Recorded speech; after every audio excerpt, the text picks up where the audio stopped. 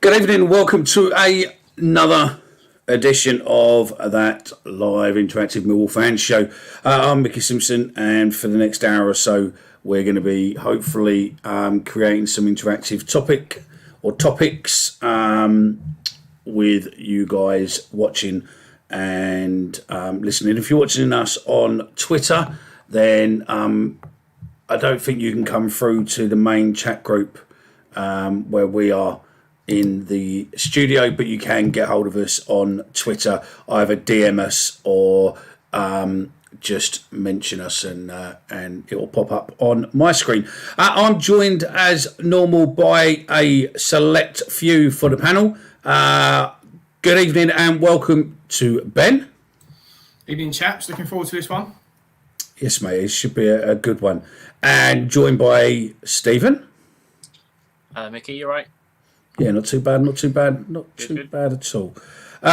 And obviously, we're joined by the football guru, the lioness guru, and the all-round nice bloke, Kai.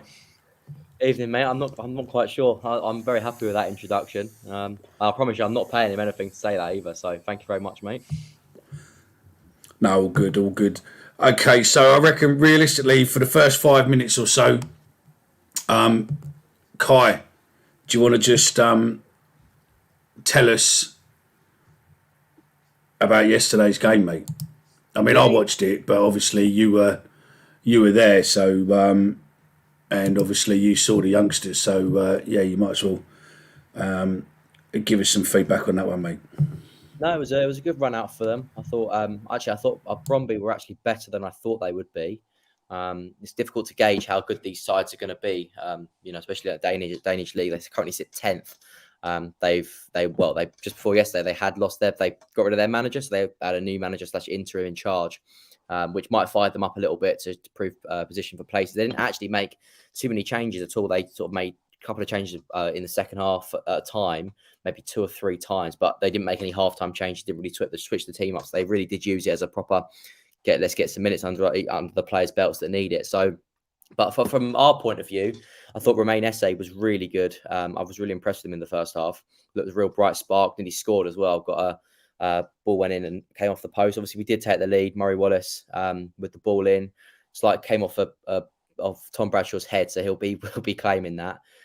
Which is as you'd expect from a striker, wouldn't you? They want to claim that sort of goal. Does not that it will count for anything, but it's good for confidence. And then after that, we had a couple of decent chances, and Voggy came on. I thought Voggy made a real big bit of difference. Abdul Malik, I thought, was quite bright. Adam Malachi came on, and Isaac Alafe. I thought they all three of the youngsters, the academy products that came on in the second half, alongside with Esse in the first half, were real bright sparks for us, and they looked really exciting. But it's one of them ones again, isn't it, that team like Bromby, they didn't really have anything. It was just a friendly. It was very much not much of a competitiveness nature to it. And they had a couple of chances, and in the end got their goal. Probably deserved. It was a really good finish. I'm not going to try to attempt the guy's name, but it was a really good finish from him. And it ended 1-1. But overall, really good run out for both sides, and it was a good match and a good competitive match against good match against Bromby, who put up a good display for us as well, which only helped in the long run. Excellent. No, it was it was okay game to a degree. I think it was just a typical friendly, really, to be fair. But it was good to see the youngsters get a chance, and also good to see the what Gary said about the players. I mean, there's various bits and pieces. There's a few pieces on our website as well, which is that millwallpodcast.co.uk. Which you're more than happy to check out. There's some other bits and pieces on there. Have a look if you planning to go to away games and stuff. There's parking information, that sort of stuff on there. So check it out. Right then, gents. It's interactive. We got a lot of feedback before when we done some shows when we were picking the all-time 11s from different eras and everything else. That one topic what kept coming up, and I think what we do, probably it will turn into being most of this show to a degree, is how do we categorise it? So what I want to try and do going forward over the next couple of weeks is look at what is a Millwall legend? Who's a Millwall legend? But before we can get to who's a legend and rate the managers as such, what we need to do is look at what's the criteria for them to be classed as a legend. Is it based on how many goals they've scored? Is it based on how many appearances they've got? Is it if they do something, a playoff final or an FA Cup semis, or how are we going to work out and what in your eyes makes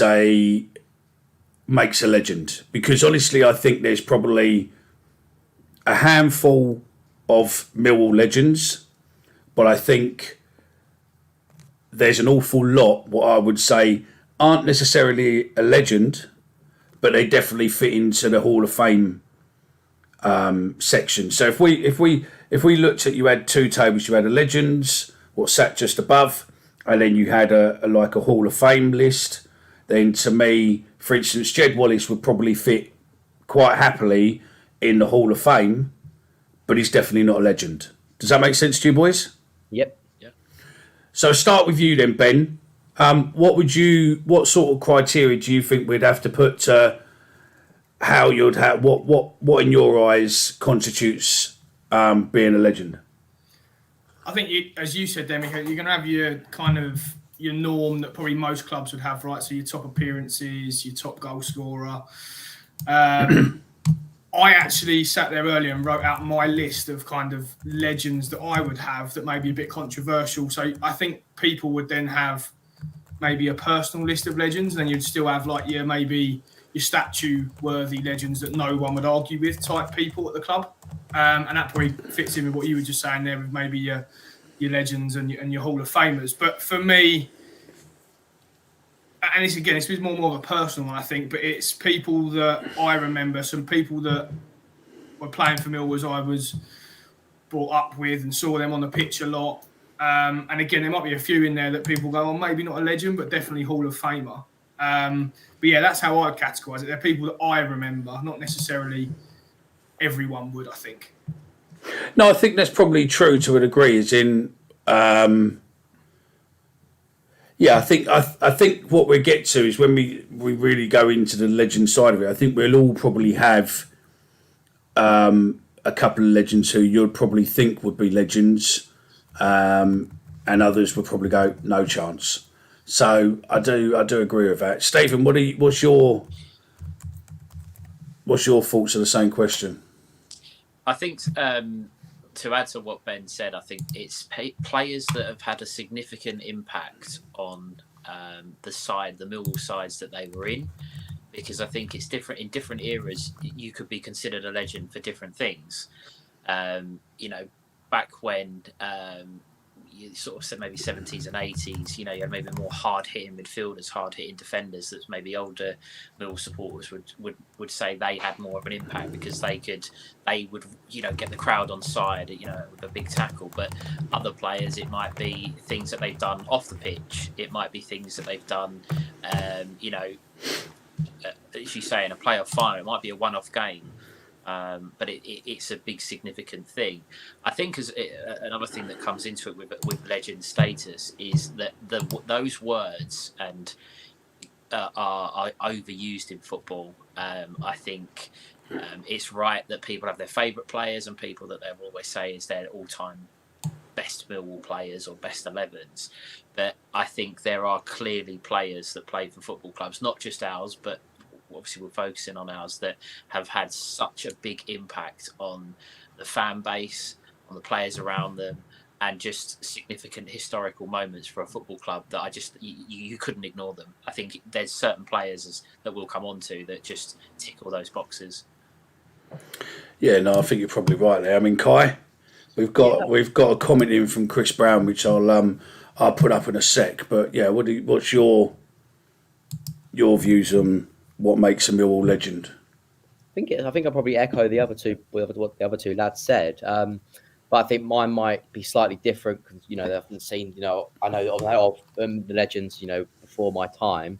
But obviously, I think from a younger generation point of view, it might differ slightly, just because of what people of my age group have sort of seen and maybe not have seen other players. You can't question some of your legends, your likes of your Barry Kitchenich, Tony Cascarinos, all them sort of players that would fit into that category. But there's some ones that who were just before my time that I didn't get to see, but have heard they were very good, heard they would get into the legend category. But my ones might differ just because of players that I've seen in more recent years. But overall, I think it's someone that's had a big impact on the team for a long period of time. That was reliable, trustworthy, and the Millwall fans really like. So that's what I judge as a legend. See, Chris's comment's quite cool because it's sort of hit what we were saying, but it's also traits what are mostly missing nowadays, which is true enough. You don't really have a lot of players nowadays where they have that spirit of it's all about the team. Do you know what I mean? As in, they will go through people, they would do whatever needs to be done, etc., etc. Or one club people who we've had. So loyalty, commitment, hard work, and consistent performance traits that are mostly missing nowadays. I sort of agree with him on there. And I also agree with what probably you all say to a degree is, and I think it is very generational. I think, Kai, you will probably have certain others what will be greater legends than probably Ben and probably Stephen and probably me. There'll probably be, a few from the 80s for me, as in you probably wouldn't go anywhere near the 80s apart from the traditional sort of Barry Kitchener, Keith Stevens, Harry Cripps maybe, that sort of people you might do, but most of yours will probably be from 90s onwards, wouldn't they? I agree. Sorry, mate, carry on. I was just going to say, I think that's where personal opinions come into it quite a lot. I think you do have to take it with a pinch of salt sometimes what maybe younger or older supporters have to say, because when you've watched games for a long period of time, you might be able to have fans that have seen in the 70s, 80s, 90s, but you can only sometimes comment on those that you saw week in, week out. Yeah. I mean, if you were to look at, for instance, the top 10 appearances that you've got, obviously, if you were going on appearances only for a legend status as such, then I mean, you in there you would have Barry Kitchener, Keith Stevens, Harry Cripps, Neil Harris, Alan McCleary, Alan Dunn, Paul Robinson, Jim Forsyth, Jimmy Abdu, and Richard Hill and Len Graham in the top 10.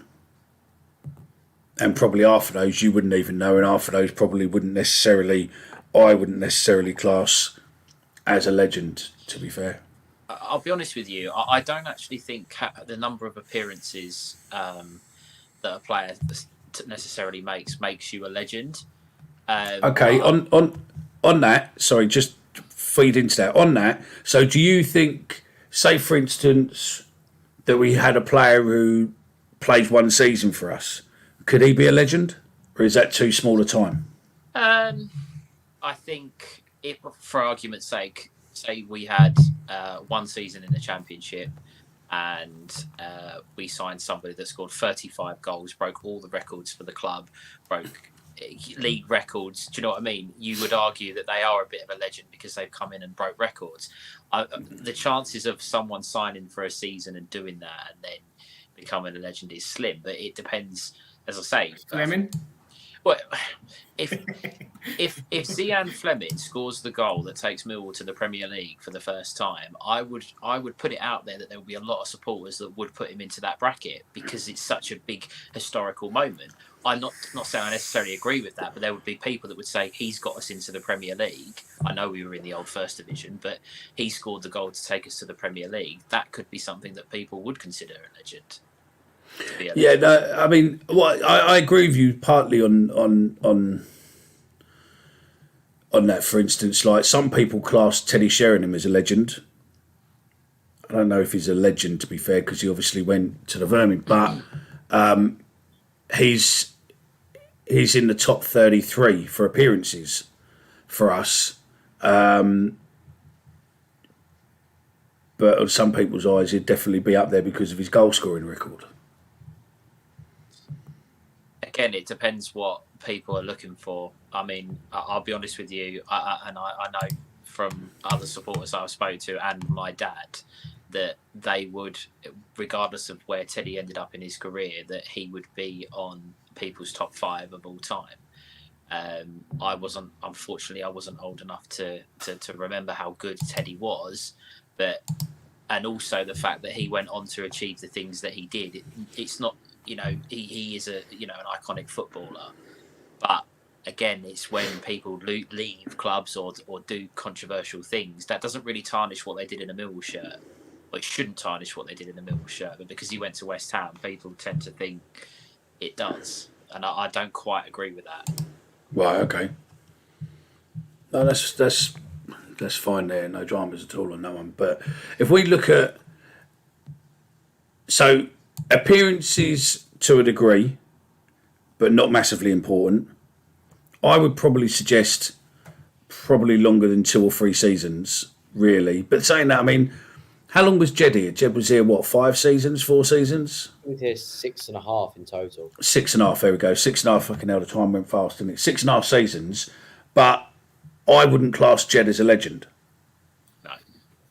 I think we spoke about this on one of the shows, didn't we? Whether we would or not. And I think the way that he left probably...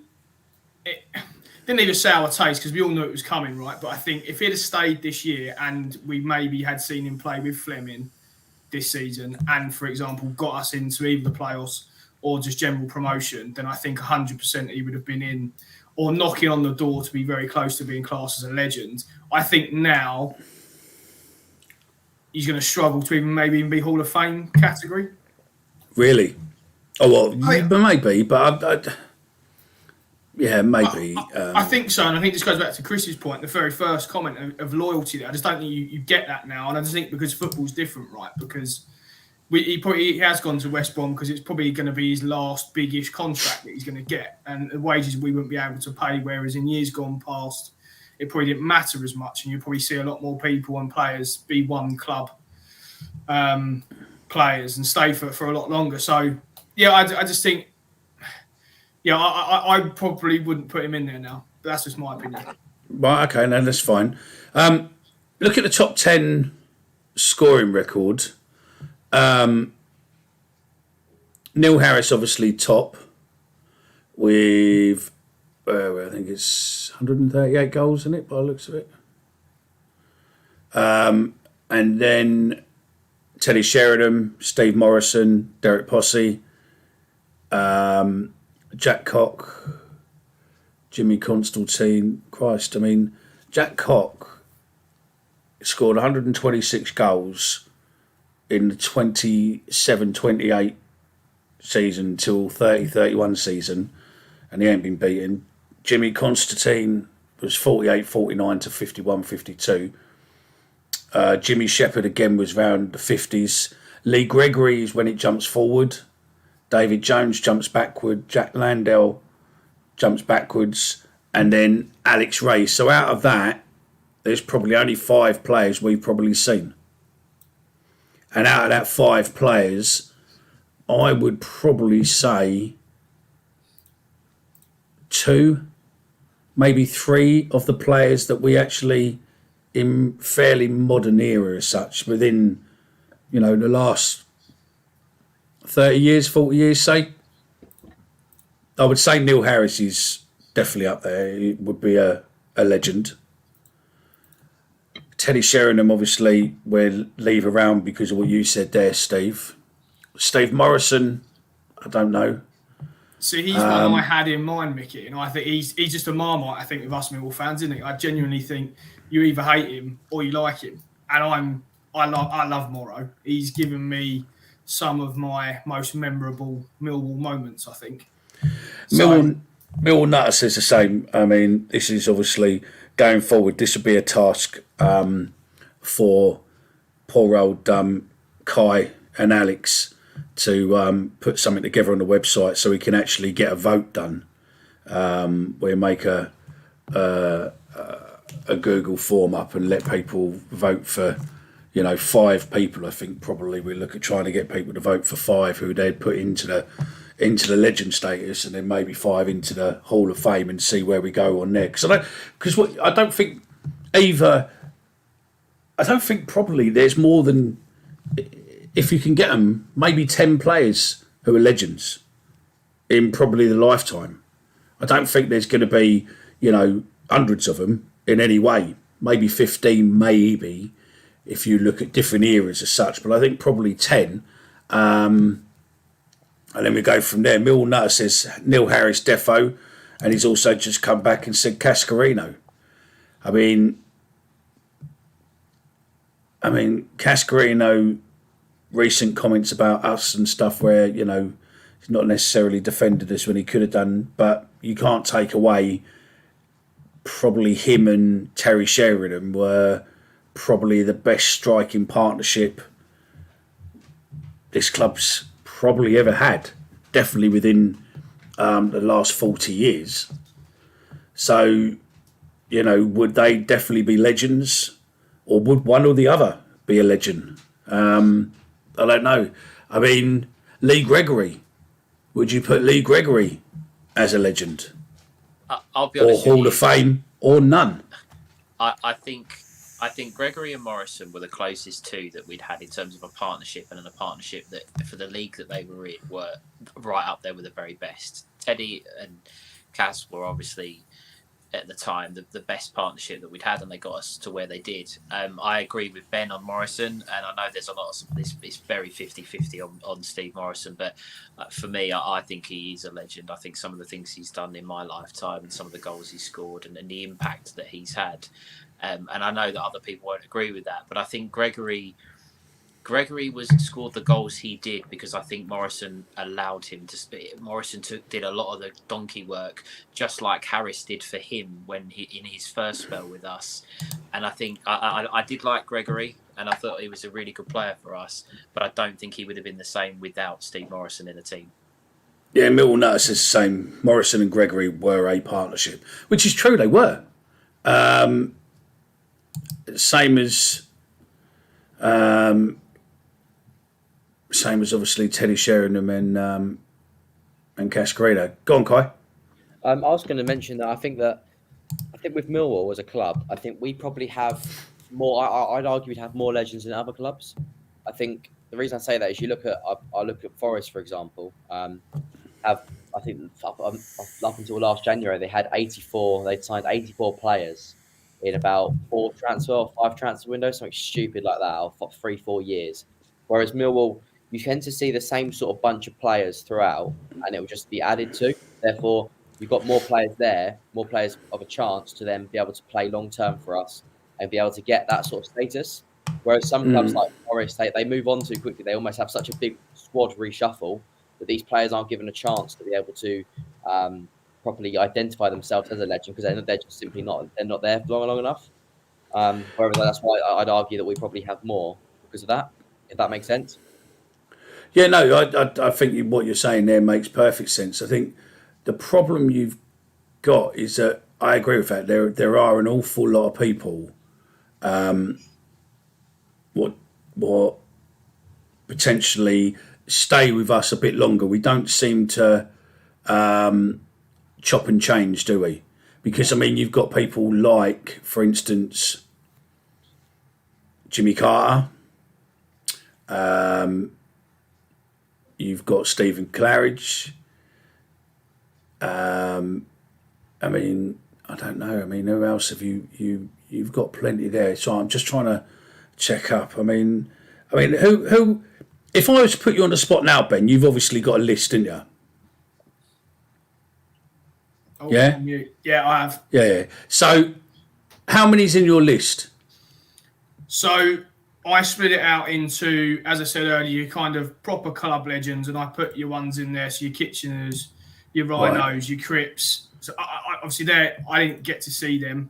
That's hearsay from family, etc. Give me your top three. Take those ones out. The players you've seen. Your top three, who you would potentially say are legends. My top three, I had Neil Harris, Tim Cahill, and I had maybe not controversial one, but maybe one that would be overlooked a bit, Paul Robinson. Paul Robinson, definitely. Neil Harris, definitely. I think, and this will be a bit controversial, is Tim Cahill a legend? Again, I think for me, I think for a lot of people outside the Millwall family, he probably put us on the map a bit. Everyone knows that goal in the FA Cup semi-final. Obviously, then what he went on to do for Everton, and he always talks about what he did for us. That's a really good point. I was going to potentially have Casey Keller in there. If this was a kid, I was obsessed with him. I wouldn't put him in a legends category. But yeah, I for me, and when he come back, it was like Christmas come early for me. So yeah, they were my top three. So yeah, I'd have Timmy in there. You see, Chris has come back and said, obviously, you know, you watch Cass and Sheringham play on a regular basis, then it's not even an argument who was better. So, Chris, on that, if you had to pick one of those who would gain legend status, which one would you put, or would you just put both of them in there? And Danny agrees with me. Cahill was great, but realistically, was he a legend? Because, he scored that goal, but was he a legend? Because everything what you said earlier on, commitment, all of that lot, you know, he pretty much, we sold him cheap because he wanted to leave to Everton. He come back and didn't really do a lot. And every time he speaks more about Everton than he does us. Absolutely, I totally agree with you there, Dan. I don't think there's no question. Neil Harris, definitely in the legend category, 100%. Can I add a fourth one then? Chris, are you saying that Morris and Gregory were better than Cass and Sheringham, or are you just saying that they're not legends, they're just be in the Hall of Fame? Go on, Chris. Go on, Ben. I was going to say my fourth one then would be Jimmy Abdu. You see, I would probably. Hero. You see, that's why I'd probably say that he's potentially a Millwall legend because of that sort of more, or maybe you need three bands, don't you? You need cult hero and a legend and Hall of Fame. But I'd definitely put Jimmy there or thereabouts, because when you needed Jimmy performed. Leeds, Wigan. Do you know what I mean? When you needed Jimmy, he was exactly what he said on exactly what you know, like Ron Seal, exactly what he says on the tin. I think was it Chris that mentioned those three traits earlier, and I think that was Jimmy, right? Loyalty, exactly. Hard work, commitment. He wasn't the best technical player, and he would never probably say that he was ever going to be in any team, but he gave 125% every week, would run through a brick wall for you, and we all loved him for that. 100%. Absolutely, 100%. So I would probably... throw it out to those listening. Would you put Jimmy, or watching, would you put Jimmy as a legend or Hall of Fame? You see, now this is a tricky one. Because I agree with Danny. I would put Robbo very much at least 1 foot in the legend room.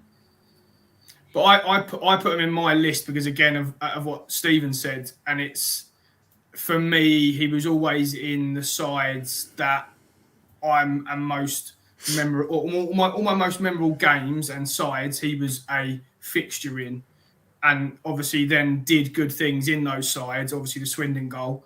But for me, as I said, all the times that I remember Mill most as a kid and growing up, and the most enjoyable times I've had, he was part of that team. And he was a mainstay. He was a captain for a long time. Obviously, we signed him as a young lad from Watford.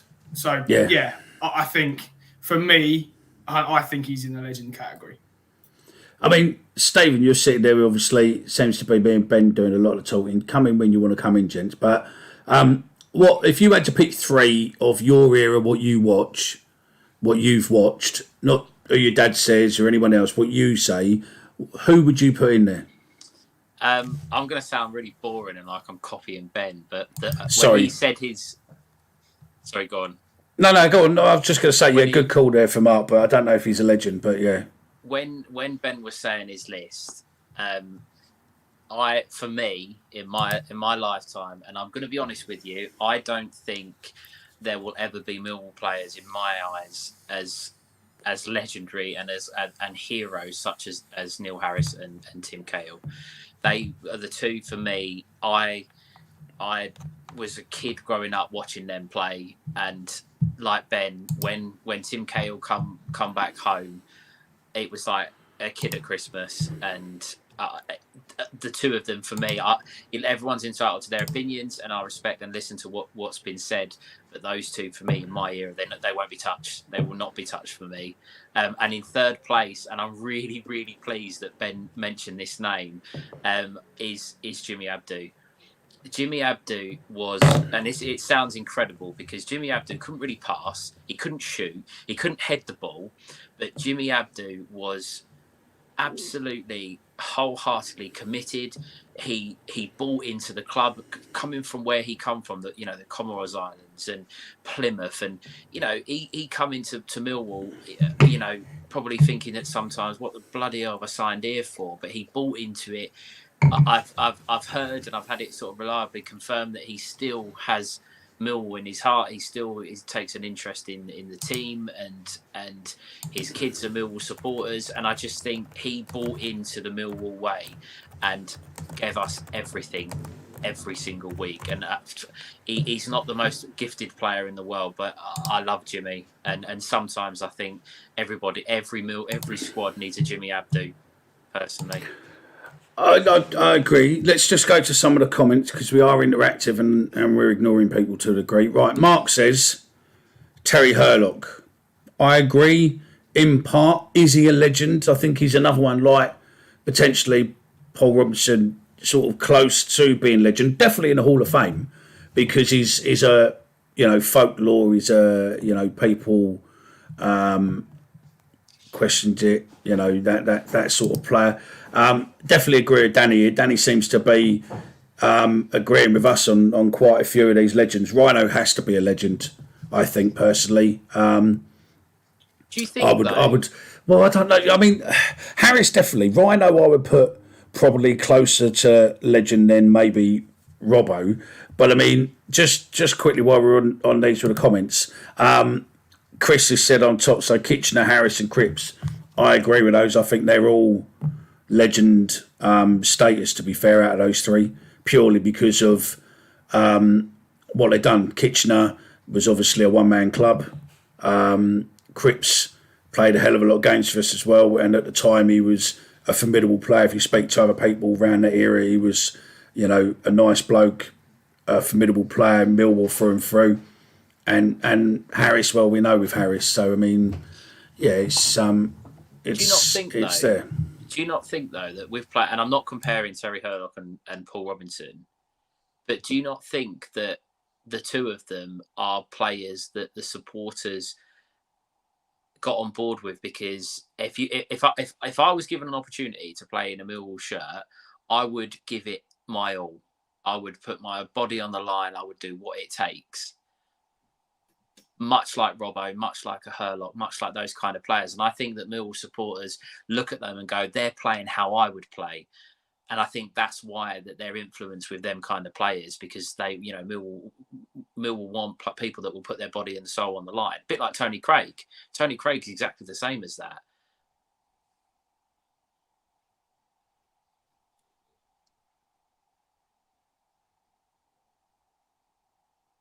Mickey, I think you're on mute.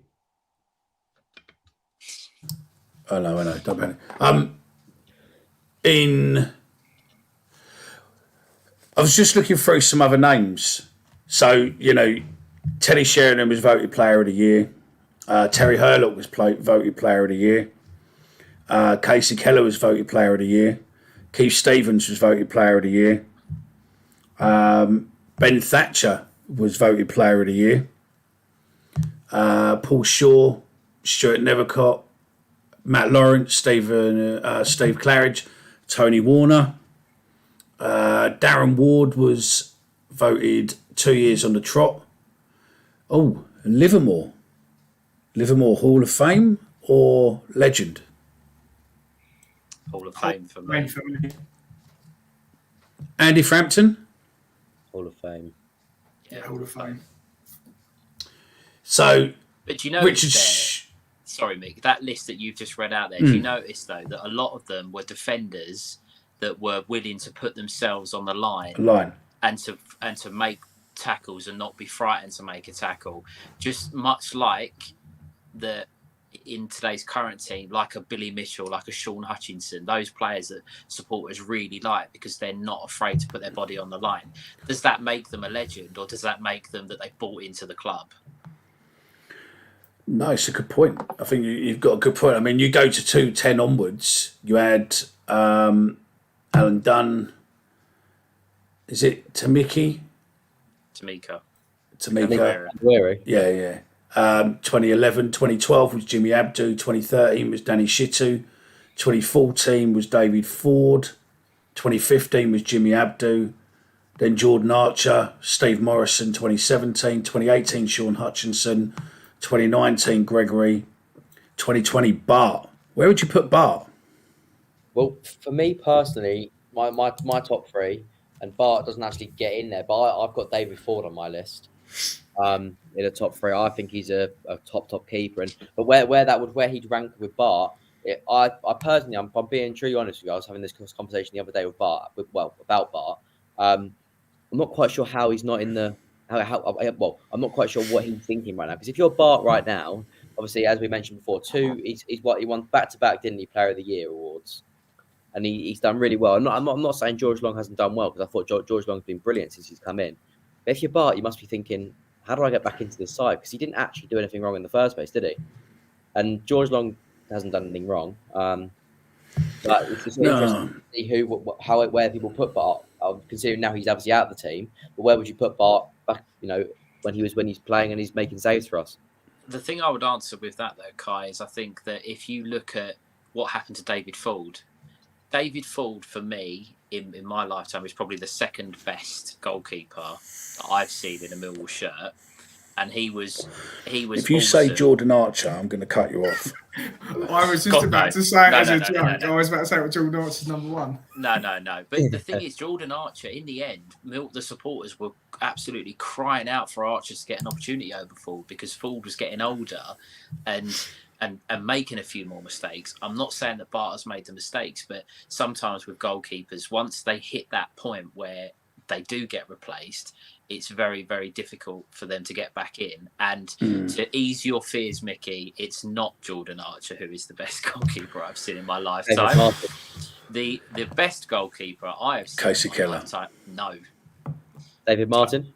Denzel. Tony Warner. And who said Dave Martin? That's Kai.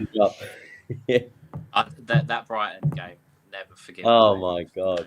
No, but no, Tony Warner for me. Tony Warner was, he was so good. He was such a presence. You just thought, well, they're not every week. They're not going to score past him. He just looked like an absolute beast in goal. But David Ford a close second. So would he be someone in that kind of cult hero thing, Mickey, we talk about with Denzel? Well, yeah, I mean, there's almost be in a legendary category because of that. Yeah, potentially. I'll come to your comments in 2 seconds. But interesting thing as well that two Millwall players what have been inducted into the English Football Hall of Fame is Teddy Sheringham and Ray Wilkins, God rest his soul, and a PFA Fans Player of the Year whilst playing for Millwall was Jay Simpson. And then you've got PFA who've got into the PFA Team of the Year while playing for Millwall. Tim Cahill has won it twice, 2001, 2004. Matt Lawrence 2001. Neil Harris 2001. Alex Ray 96, 95. Ben Thatcher 95. Colin Cooper 93. Dave Kozak 85. John Jackson 80. Roy Evans 76 and Brian King 74, 75. So, there's lots of different bits and pieces to be able to look at. But, yeah, I mean, if we go to the comments there. I would probably say yes, maybe, but I think the managers would need a separate one because I think, again, it's going to be generational with managers, definitely. I mean, John Docherty, for what he did, taking us up, but then obviously you got George Graham, you've got obviously Kenny Jackett, Neil Harris, who else you got? Old Steve Lomas for Kai with his Ian little Holloway. poster he made up. So, Ian Holloway who hides in the dugout.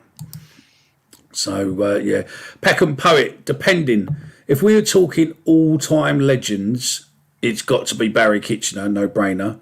Then I'd say Kitchener, Harris, Herlock and Rhino in that order.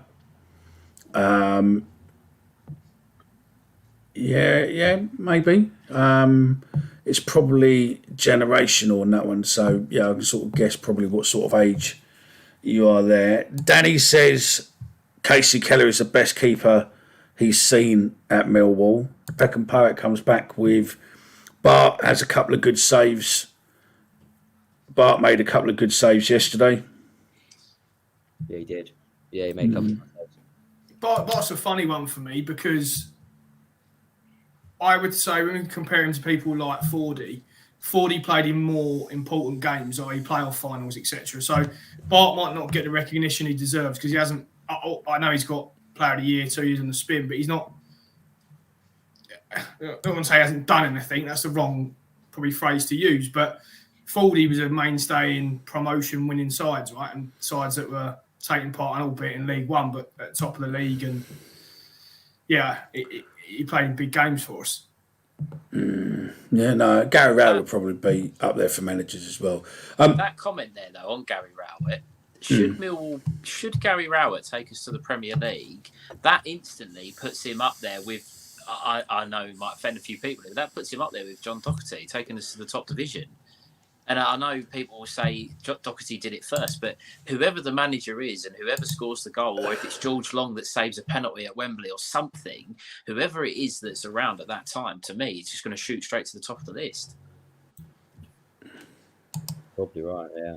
You're going to get some hate mail as well, Stephen. Saying Gary Rowett.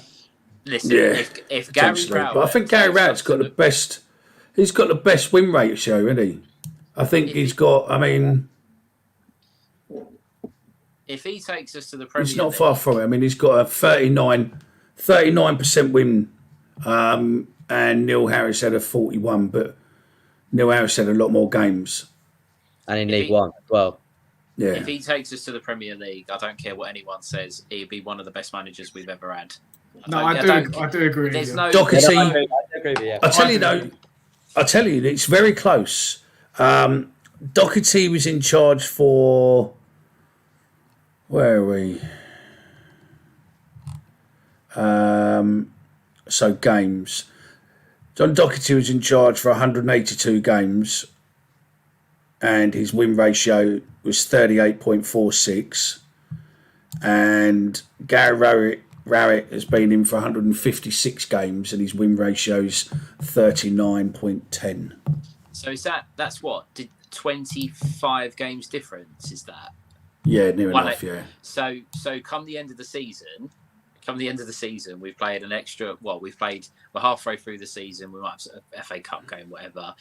They could be on a very, very similar games played or games managed, very, very similar win record, and who knows what could end up. But do you know what I mean? Yeah. Oh, no, I totally agree. And going back to, obviously, American Rover, where he said Gary Rowett, where he said Gary Rowett, and I think it was, I can't think who it was now, who said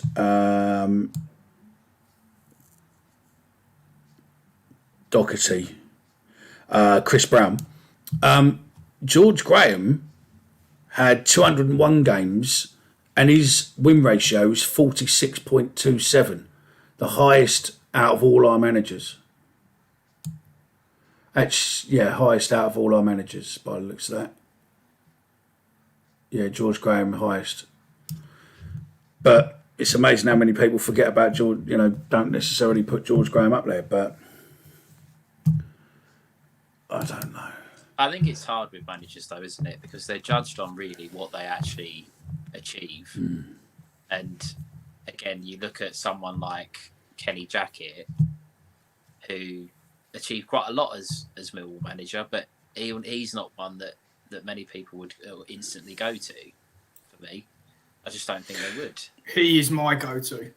I think what we're going to need to do is, yeah, that is very, very true.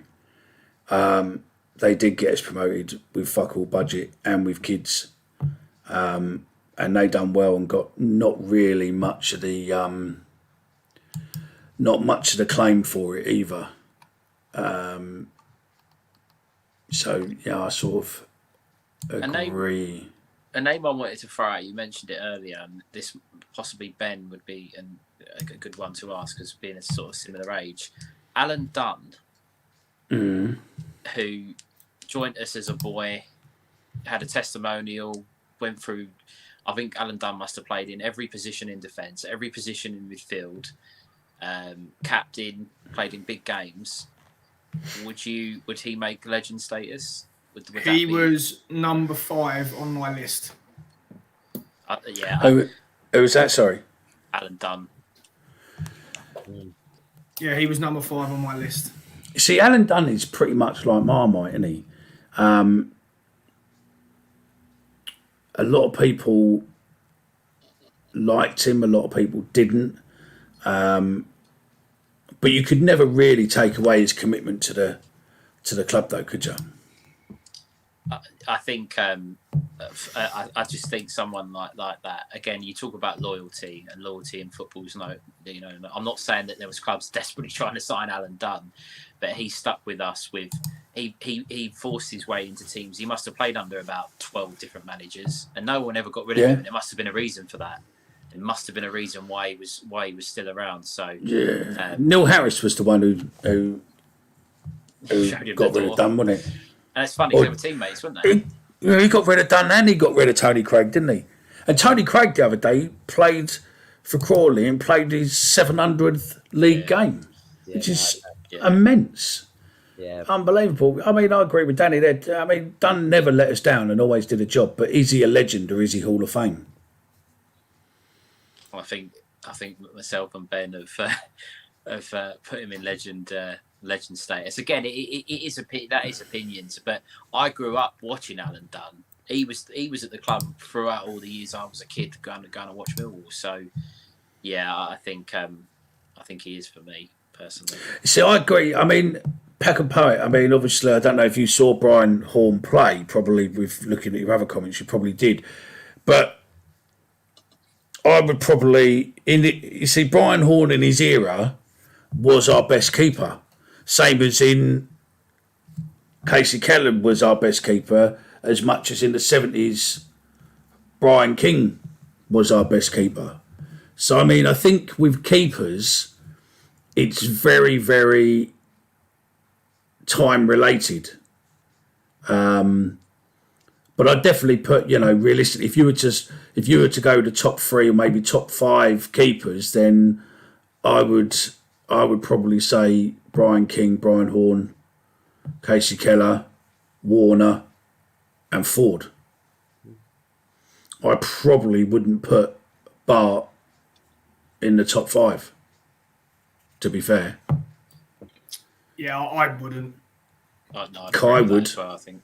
Yeah, I probably would because I didn't get to see the others play. I only got to see. I never saw Thingy. Fucking hell! Don't give it like that. I never saw Brian King play.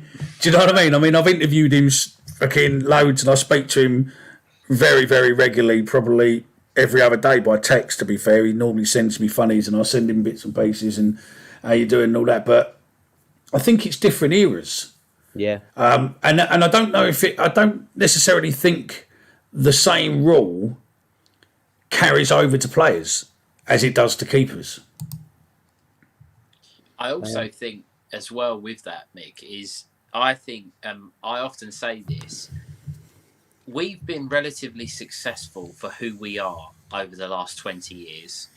if you like, for me, since I've been watching Millwall, we made the old Wembley in '99. We Yeah. made the FA Cup With final. Wigan. Yeah. We made the FA Cup final. We played in Europe. We've been to Wembley. Well, I mean, Wembley's our second home. We're there every other year. It seems we've won at Wembley. I know we've lost as well, but we've won at Wembley.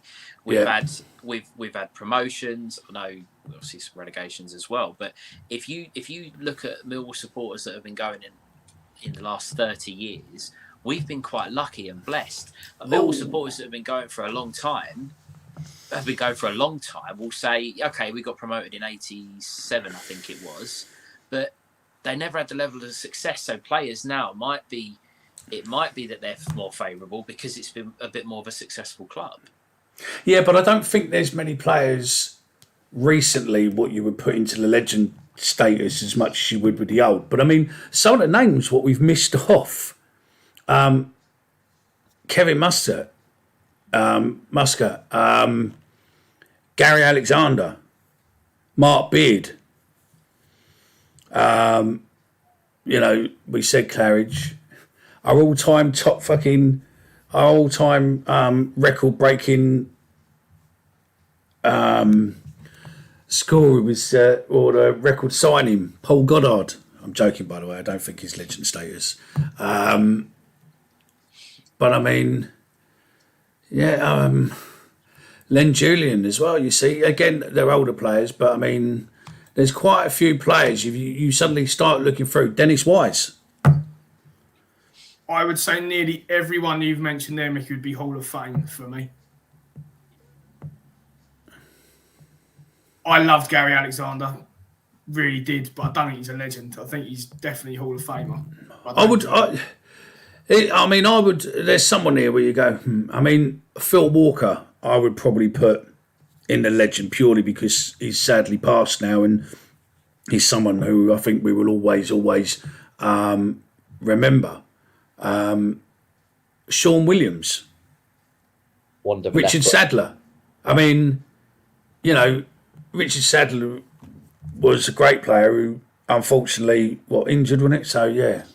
If Richard Sadler would have stayed fit, he would have gone on to play at such a high level. He was a real good forward, but injuries. And on Gary Alexander, had Gary Alexander scored that header against Scunthorpe and got a hat trick at Wembley, yes, he would have got his foot over the line, but he didn't. So unfortunately, fine lines for Gary, I'm afraid.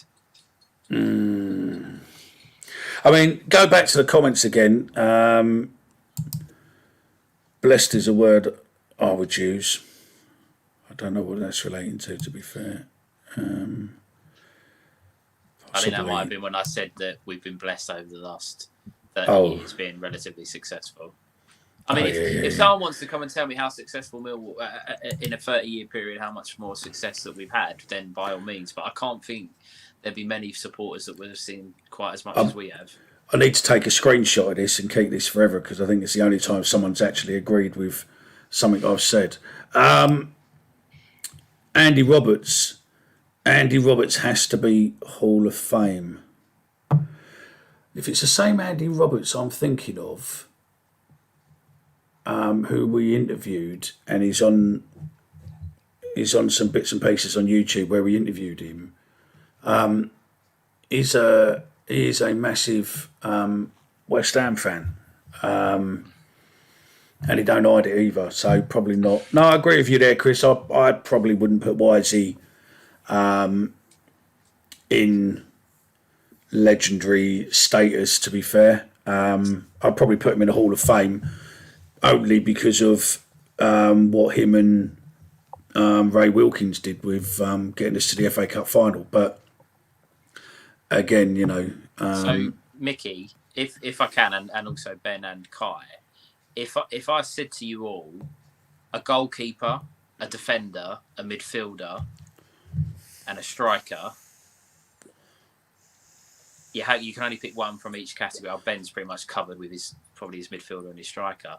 If you had to pick one from each position, who is the legend? Who is your legends in each position? You see, a keeper would be a hard one because I think it's hard to break. If I only had to pick one of them in the list, what I said, then without meaning to offend anyone, I would probably go Brian Horn, to be fair, purely because of that era of what it was and where he, and obviously being in the goal then. But I mean, see, if you look at Brian King, when they were there, they were very close to winning promotion in the 72-73 season, and missed out. But Brian King, again, different era, different gloves, different balls, everything else. So it would be hard for me to separate between those two. If I was only able to pick one, it would make it very, very hard. Defender.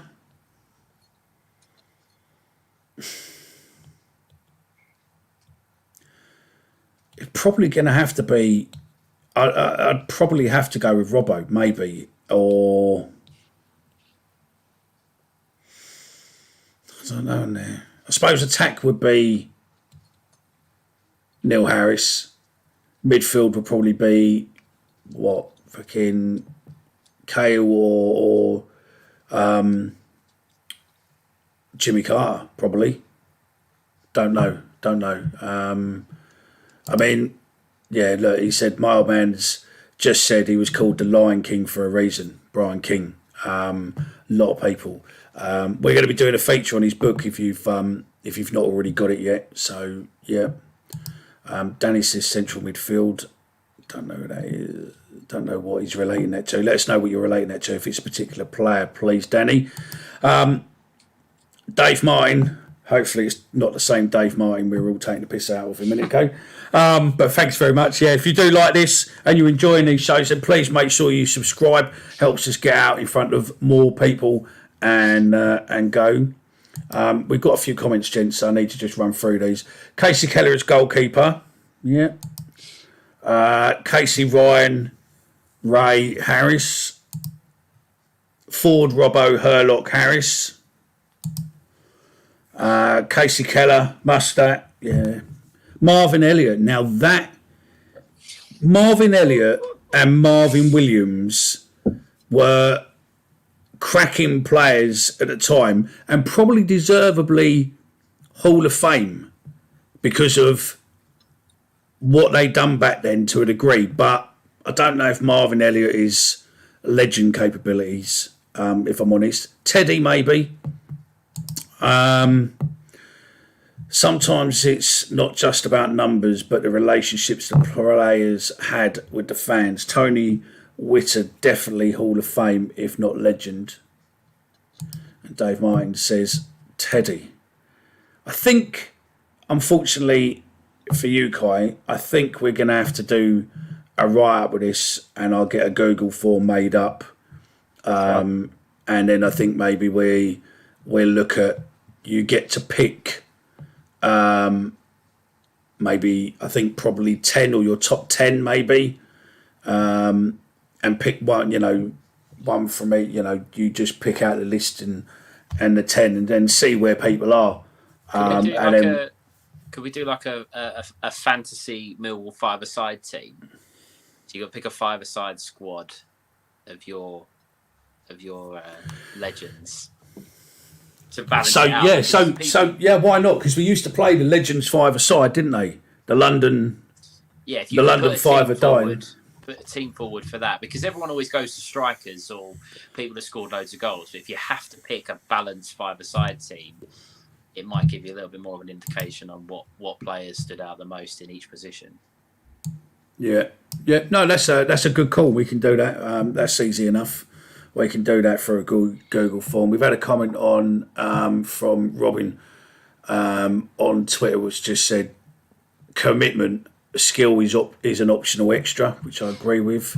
I think he said all right, Abdul. Midfield, don't know.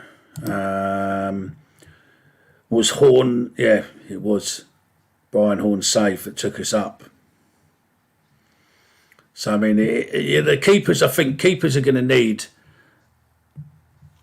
I think keepers are going to need their own section, and then maybe your all-time. Get people to vote on their all-time five. So maybe we do a five-a-side, and see if you can work it through there. Your best five-a-side, all-time Millwall five-a-side, and then we'll do a legend sheet with all the players where people can pick their top 10, and then we'll be able to then get them into a spreadsheet to say who's picked who, and then we can probably going forward on these Sunday night shows, which we can we don't necessarily need to do all about the football. We can take them off on tangents like this where it gets people interactions, and it creates good conversation. So yeah.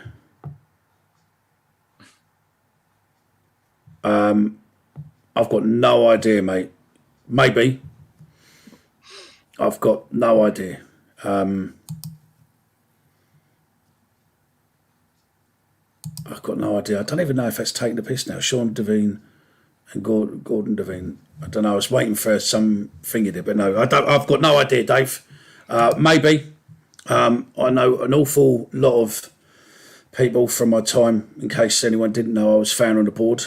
I met a lot of people over the years, and I know a lot of people. And unfortunately, I'm getting older and fucking more and more senile. So most people I know by face. Apart from, and I have to say it again, really, really sorry to Archie, who I met at a bar on the Remembrance game, and he spoke to me, and I looked at him and I went, I've got no idea who you are, fella. And he went, I was stood next to you last year at this time on the pitch carrying a fucking wreath, and you don't know who I am. And I'm like, shit, I do, yeah. Fucking your, what's his name, Brown's cousin, and I completely didn't know. So yeah, I might do, Dave. I might do, mate. If Omar knows him, he's probably introduced me at some point. So yeah, we've got another one on Twitter now coming in. 100% effort. We can accept a bad game, but not a lack of commitment. So yeah, there's a few on there. Let's just make sure I haven't missed any other comments.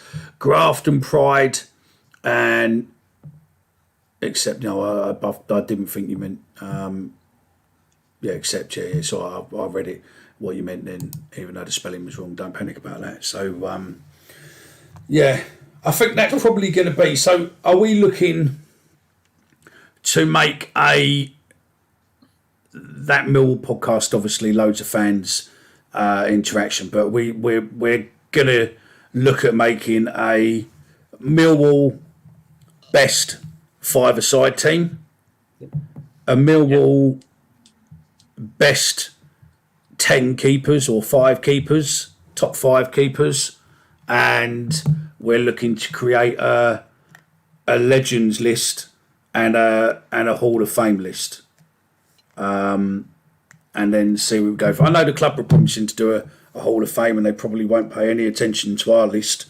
but I think it's something what at some point needs to be done, because I think we seem to forget our ex-players, don't we, as a club? I think so. I think especially those that maybe had a significant impact. I think the comment from the fella who said about Tony Witter, I think it was, there'll be a lot of supporters that won't actually know who that is. I mean, I don't, I'll be honest with you, but people that might have done things not necessarily on the pitch that probably does get forgotten about because they didn't score 50 goals or something.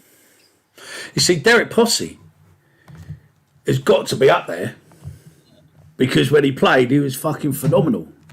Alex Stepney, another great keeper. I mean, the list could go on. We could be sitting here for 3 days on the trot, mate, and still not get. I mean, Mark Bircham, I know he's a QPR boy, but he was still good.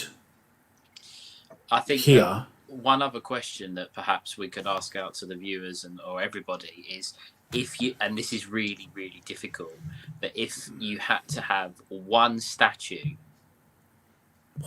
outside the Den, Barry Kitchener. One statue, who would it go to?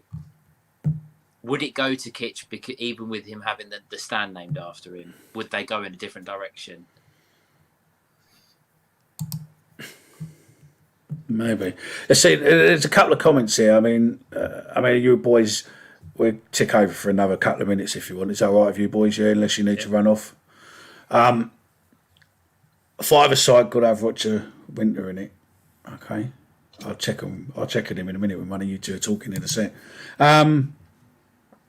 They should name the away end with another legend. You see, that's another showing its thing. Who would you call the other end? You know, the North Stand. What would you call it? Who would you call it, legend wise? I don't know. So yeah. I don't know who you would. It's got to be Harris. I was about to say Harris. Yeah. It's got to be Harris, surely. Kai's gone. Yeah, no, it's got to shoot off. Yeah, no, I agree. It's probably got to be Harris, possibly. I don't know. I know people will say Teddy and this, that, and the other from a different era. Fine, but I would go Neil to Harris. It's just coming Neil with Harris. It's coming with a five-a-side already. That's a good team as well. Yeah, I don't think I'd want to play against Kevin Muscat on a five-a-side pitch, I tell you. I was just thinking exactly the same. David, if they're your five, who would be your three subs?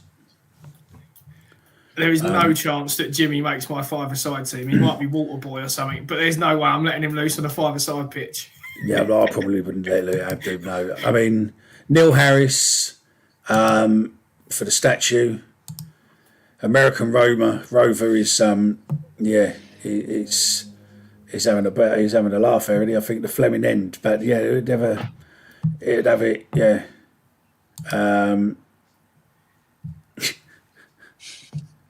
I would like to call it the knobhead stand, but definitely Harris, yeah. Yeah. All right, let's put you on the spot then, boys. Ben, we'll start with you. Who would be off the top of your head? And I know you're probably going to do a bit of research in it and come back with a decent side or whatever.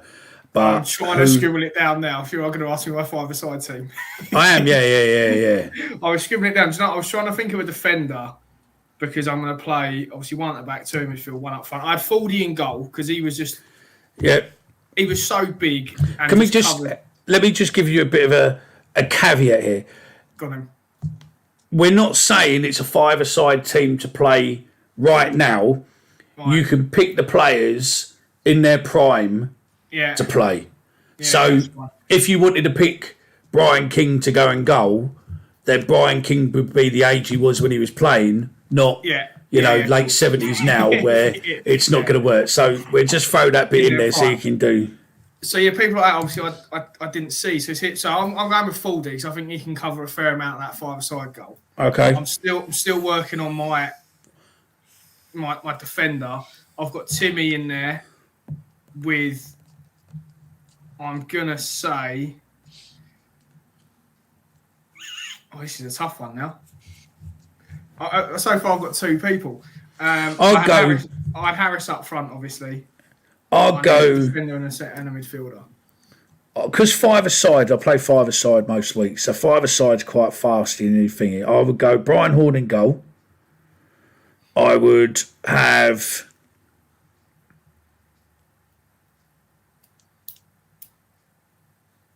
Teddy Sheringham and Morrison up front. You're going two up top? I'd have two attacking, and then I'd have Jimmy Carter and Terry Hurlock. Because you need someone who don't mind fucking, you ask Omar when you next speak to him, I am pretty much the Terry Hurlock of five-a-side football. I don't normally get thrown off the ball, and I normally run through people like a steam train. Do you know who I'm going to put lethal. in there? Go on, He then. was mentioned earlier, and purely because he is probably one of the better technical players that I've seen at the Den. I'm going to go Sean Williams, because he would be able to pick a pass anywhere on that pitch. Yeah. Very controversial. Most people are going to say, "What an idiot! What's he doing in there?" But I'm going to put Look, it would be a team that you want to take forward. So yeah, I mean, and I have no idea who's playing defence still. All right, right. Got it, Stephen. Who's yours? Just mention Alan Brown. I mean, what do you think on Alan Brown's player there? I don't know if that's for the name of the stand end or statue. I don't know, but yeah, or not for me. No, nor me, but yeah, E.T. I'll be honest with you. I was thinking about what you said about if I could pick anybody, but I'm going to go with players that I've seen for my five-a-side team. I'm going to go Denzel in goal. I'm actually going to play. I'm going to play Sean Williams at the back because he's starting as a centre half. I'd actually have him at the back. I'm going to go completely against what both of you said because I play a little bit of five-a-side and I think you need some runners. So I'm getting Jimmy Abdu in there to do all of the harrying and chasing and marking. You see, Omar is my runner. So in the team where we play, if I'm on the same team as Omar is my well, he's not the runner, but he runs about a bit. I mean, I'm all right for chasing people down, but normally I try and, save your energy. Bring my shoulders in. I'll fucking save my energy. I'm a fat cunt, mate. I'm nearly 50 years old. I'm fat. So yeah, I'm not running that much nowadays, mate. I'll go slightly off what I just said, but I'm going all out attack. I'm going Harris and Sheringham up front. Just all out goals. Just the two of them up front, just banging in goals for fun. I just thought it would be interesting to put Sheringham and Morrison, both of them in their prime together. Or, they were, they're both goal-hungry bods. I mean, if you look at the goal records, Sheringham's in the top 10 and Cascarino scored less than 100 goals, I think, for us. So, yeah, what's his name? Said his subs. Okay, fine. While that's coming in, I would say my subs. I'm an original Bush. Tim Cahill, Paul Robinson, and I'd probably have a striker Morrison as well. Morrison on the bench. So someone I would have as a sub again. No one's going to mention him. But Danny Schofield, wand of a left peg. Yeah. Very, very underrated. Yeah. What about Huckleby? Yeah, someone like that I'd have in there. See, that's the thing as well. Loan players. Are there any loan players what would make legend category? I don't know. I think that's going to be a wider panel discussion, to be fair. But look, we've grown on. Earlier of Harry Kane. Sorry, Mickey. I was going to say. Yeah, no. Just because of what he's gone on to do, not necessarily with us, but listen. There's a load of bits. If you're following us on Instagram, make sure you follow us on Instagram because over the next long period of time, I've got hold of pretty much near enough every goal we've scored from 87, 88 onwards. And there's something like 1,600 goals or so I think I've got, all video clips.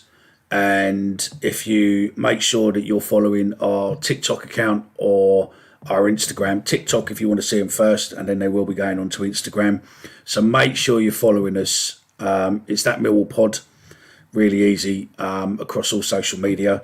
But log into those if you want to have a look at those now, if you're on Instagram or TikTok. And also it'll be on our main Facebook page, I think, because that's where the Instagram posts to. We posted today and we're posting some more later and tomorrow. But all Harry Kane's goals he scored for us are on there. So you can relive, Doncaster, Bury, Plymouth, I think, or something. But yeah, there's quite a few of his goals on there. And then we'll look at who's going. But I've got like Neil Harris's goals, Sheringham's goals, Alex Ray, etc., etc. So yeah, there's quite a few goals, what will be coming up, but they will only be going on Instagram and TikTok. So yeah, get following those if you're not already. We are the largest unofficial Millwall channel on TikTok by a long way. A lot more likes than Millwall. Just not as many followers at the moment, but you can change that by getting in. Same as YouTube. If you are watching us on YouTube, please make sure you press that subscribe button. If you tick the bell, anytime we put videos up, when we put reminders up, stuff like this, other news bits and pieces, you'll be able to check us out. We are obviously on Twitter as well, but across all social media it is That Millwall Podcast, or That Millwall Pod is our account name. And don't forget, we've got the website as well, which is thatmillwallpodcast.co.uk that Kai and Alex manage and run. That's pretty much it for another night. Thank you very much for joining us for the live. Let's go from there. Let me just answer these comments before we go anywhere. Chris Bound says Anton Otolowski. Karlowski, is it? Otomakowski, I think. There you go. Would be in my five-a-side. Okay, no worries. And David tells us your original. No, I got that from your original Bushmate. So, yep, I understand that, fella. So no dramas there. These are the ones what will forever be in our history, as much as people like to write off that side of Millwall history. Unfortunately, back in the day, mate, those guys stopped a lot of scarfers getting their fucking heads kicked in. So, yeah, part of Millwall for me, mate. So, yeah, same as all the other boys.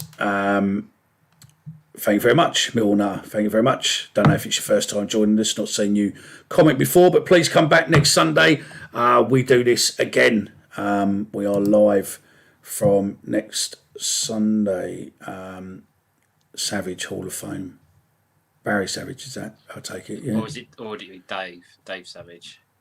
Maybe we'll come back on that one. So yeah, that's pretty much it for this. It's been a mad week at Millwall. We had a pre-season friendly, or post-season, mid-season friendly yesterday, which was a draw. And unfortunately, the company we seem to buy our stock from has gone into administration, which I don't think realistically has anything to do with Millwall. I think, as far as we know now, they've honoured all the outstanding orders, and hopefully they get things sorted out. But yeah, I feel sorry for Millwall at the moment on that. I know we slagged the club shop off, and we have done, and everything else for years and years. But you know, they panned it out to try and make the club shop work, and now the company's got bust, and all that stock and everything else potentially isn't Millwall's. And with going into administration with as many clubs and everything else will look as if they've gone down with. It's going to be a ball ache, especially coming up to Christmas. It's going to be a fucking nightmare. And I think it's just one of those times at the moment. Just stick with them and help them out. And if you're being contacted by them regarding orders, in hopefully they'll be able to sort it all out for you. And if you haven't, maybe reach out to Shona or reach out to the club. In case they haven't got your details. But yeah, I think it's going to, administrators are normally always only a few of them doing it, and if they've got 70 plus clubs and lots and lots of creditors to go through, then I can see it being a very painful and drawn out affair, which I wouldn't wish on anyone. So yeah, it's probably the only time you'll probably hear me still jump firmly in their corner. But yeah, unfortunately they didn't come out enough with Luton, which I think is a disgrace that we allowed Sky again to change our kick-off time. We're going to be playing Luton on potentially the World Cup final, and message to Luton, Sky and the police: if England, by whatever miracle, get to the World Cup, all I can say is good fucking luck trying to stop 8, 9, 1,200 Millwall fans wanting to go watch England play in a pub in Luton after our game, because you basically get what you sow. Do you know what I mean? And you allowed it to be moved. Fucking God help you. If England get to the final, personally, I think it will probably be Brazil, France. But hey ho, we live in a way. So yeah. Right. Quick go through these. Quick to you boys, and then we're all done. Just so I don't ignore people. Cheers, guys. Thanks for a good show. Thank you very much for listening and watching. Well, thanks, mate. Second time. Great. Hopefully, be a third time next week. Excellent. And we're better than anyone else's channel, to be fair, mate. So yeah. No worries. No worries, mate. It's an honour. Latest good show. Thanks, Chris. Evening all. Billy Pork. Nice. Quick question. That's a good question, Billy. And I'll leave the final words with you boys. That will be the question to you, and then maybe I'll answer it. Then we're going, fellas. So Ben, you go first. Then you, Steve. The question is, if the club, because I'm thinking people are on a podcast listening to this in the morning, and they'll listen to your answers but won't have a clue what the question is. Quick question: if the club received a decent offer for Fleming in January, would you be okay with him going? I joked on our group after putting the article up about Fleming's transfer saga in the summer. Genuinely, the only way I would let him go is if it was £20 million plus, because we would need to go and then strengthen and replace him with probably 3 or 4 other players that we're probably not going to be able to pick up another Fleming-like player. So it would have to be 20 plus for me, and that's not an exaggeration. Stephen? I would like the club to show a little bit of backbone come the January transfer window.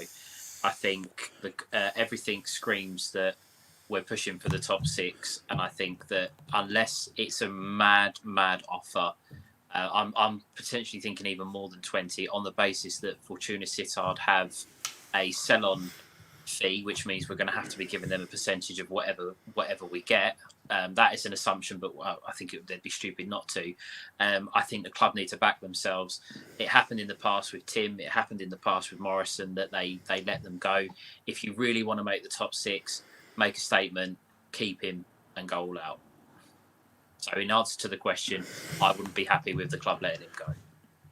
Chris ain't happy. Chris says no fucking way. Richard Lacey says no Stepney.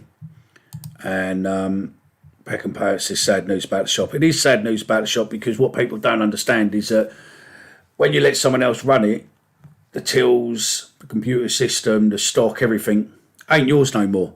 So if you take all that into consideration, I don't know if that is it, but I think that's possibly how it is. I've not spoken to the club about it, but yeah, it's got to be a ball ache. Me personally, I think if you want Fleming, then you pay for him. I think that realistically, the only clubs that are going to come into him potentially are going to be a Premiership club. And if a Premiership's coming in for him, then I'd say anything above 25 million, yes, sell him. Anything less than that, fuck it, keep him for another season, because, you know, I'm sure that club we brought him from has probably got a 20%, maybe more, sell on, because they knew what he was worth. I mean, if you read the stuff what Richard Cowley did last week about it, and other bits and pieces, if you read the Dutch interview, what was done with Fleming the season before we got him, his club wanted 4 to 5 million off us, and we weren't offering that. And then luckily we got him on a relegation. He stayed that last year to help fight his team out of relegation, and then we got him for 1.7 million, or if you listen to the Dutch press, then it's 2.5 million. But yeah, I think anything less than 25 million would be fucking stupid. Listen, we're that Millwall podcast. We are unedited, uncensored. This video is going straight up as it is on YouTube, so you can see that we don't edit anything, and this will be going out as a podcast tomorrow, 5:30 a.m. if you want to listen back. Thanks for joining us, and we'll be back next week, Sunday, 9 p.m.